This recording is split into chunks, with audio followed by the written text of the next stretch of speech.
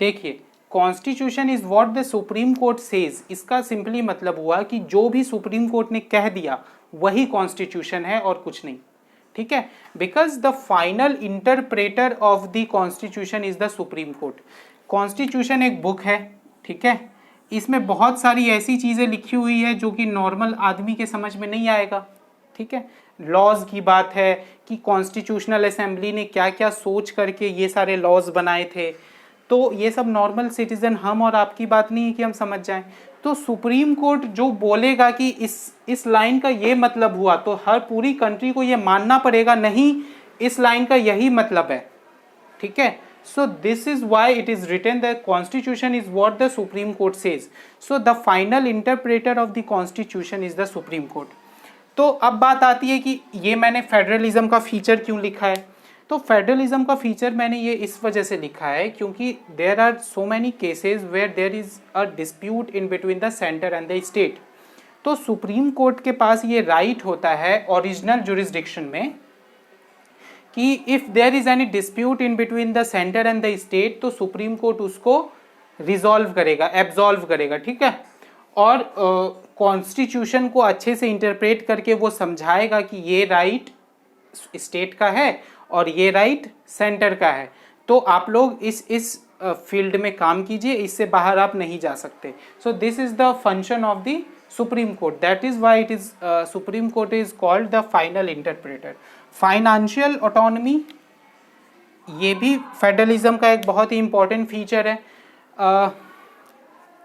आपको अगर पता है तो वी हैव टैक्स कलेक्शन, अभी तो जीएसटी आ गया है, goods and services tax, but goods and services tax में भी we have CGST and we have SGST, central goods and services tax and state goods and services tax.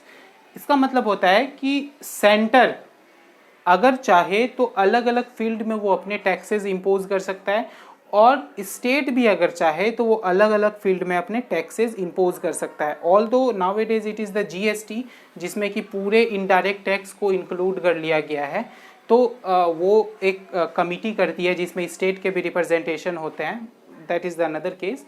But state के पास अपना right होता है to impose different taxes, ठीक है, और centre के पास अपना राइट होता है, और जो भी उससे रेवेन्यू जनरेट होता है, टैक्स से जो भी पैसे आते हैं, उसको स्टेट अपने मन से खर्च कर सकता है, जहाँ भी वो सोचता है कि यहाँ पे इसकी ज़रूरत है तो खर्च करेगा, और सेंटर अपने मन से उसको खर्च कर सकता है। डन।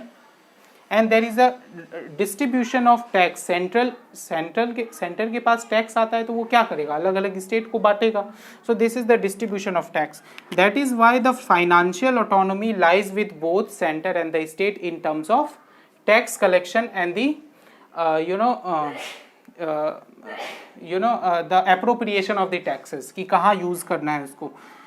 फिर the most important feature of the federalism is the last one, safeguard unity and promote diversity at the same time. देखिए, दो कॉन्ट्राडिक्टरी फीचर है फेडरलिज्म के पास, one is the unity and it is the diversity. ये unity को भी safe guard करता है और डाइवर्सिटी को भी प्रमोट करता है। इसका मतलब आप मुझे इतना डिस्कशन के बाद समझाइए कि ये मैंने क्यों लिखा है कि safeguard unity and promote diversity, दोनों एक साथ फेडरलिज्म कैसे कर सकता है? टेल मी।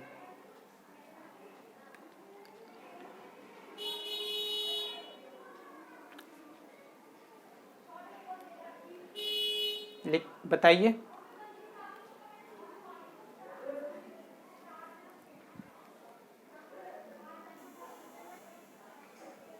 देखिए, ये यूनिटी को कैसे सेफ गार्ड करता है federalism, how does it shape और सेफ गार्ड यूनिटी?